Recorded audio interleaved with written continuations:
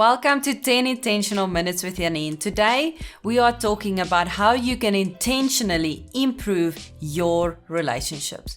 So I believe that relationships are one of the most treasured gifts that you can have. And what I love about them the most is the fact that you yourself can choose them. Let's look at a couple of relationships in our lives, as relationships literally forms the anchor of many of the things that happens in our lives. So one of the first ships that we've got is special purpose ships. Those are the kind of people that has been in your life just like forever. They've been there through thick and thin, but they are also there for a special purpose. If I think about somebody like that, I think of when I launched my new book. I think of somebody like Lizette Murray, Nina Smith, Provani Carsons, those people that has been there in specific places throughout my life for a special purpose, to train me, my spiritual mentors, my spiritual father, spiritual mother,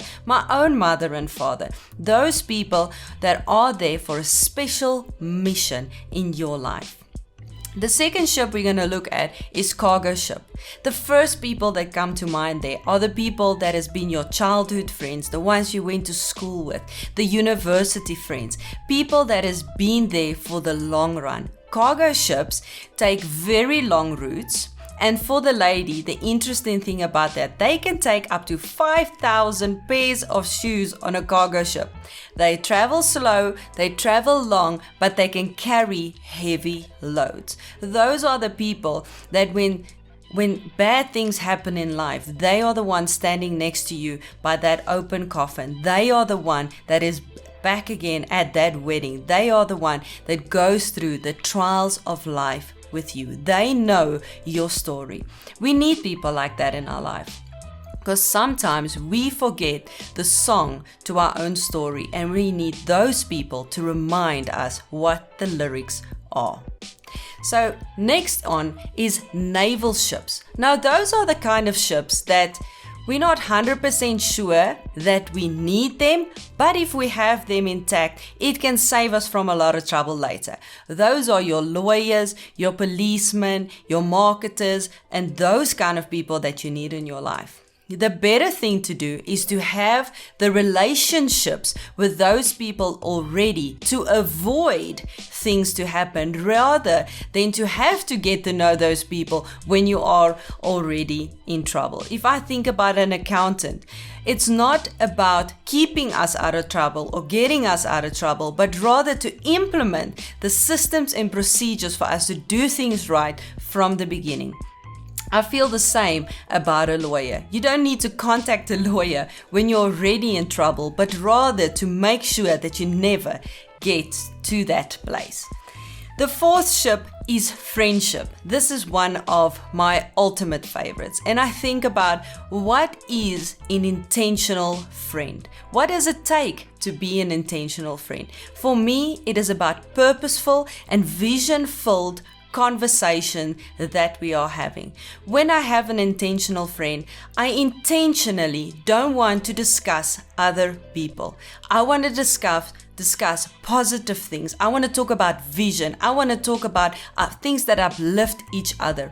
Of course, in friendship, there's gonna come times where we need to lean on each other, but we can always fall back on the positive things of life. Dream together, do things together, grow together. That is an intentional friend. The fifth point is leadership. That, for me, falls very close to my heart. John Maxwell says it like that everything rises and falls on leadership. And leadership is influence, nothing more, nothing less.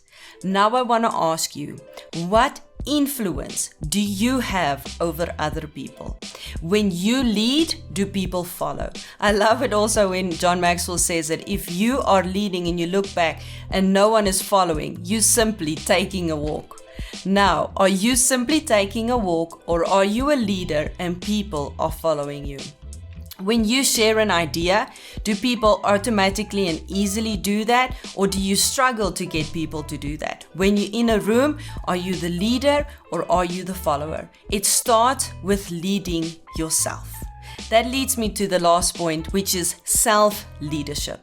In order to do self-leadership or leadership, we need to be able and responsible and intentional to be able to lead ourselves. That comes down to your discipline, to what you do daily.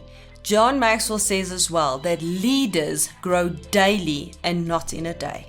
So what are you doing daily to self-lead? How is your discipline?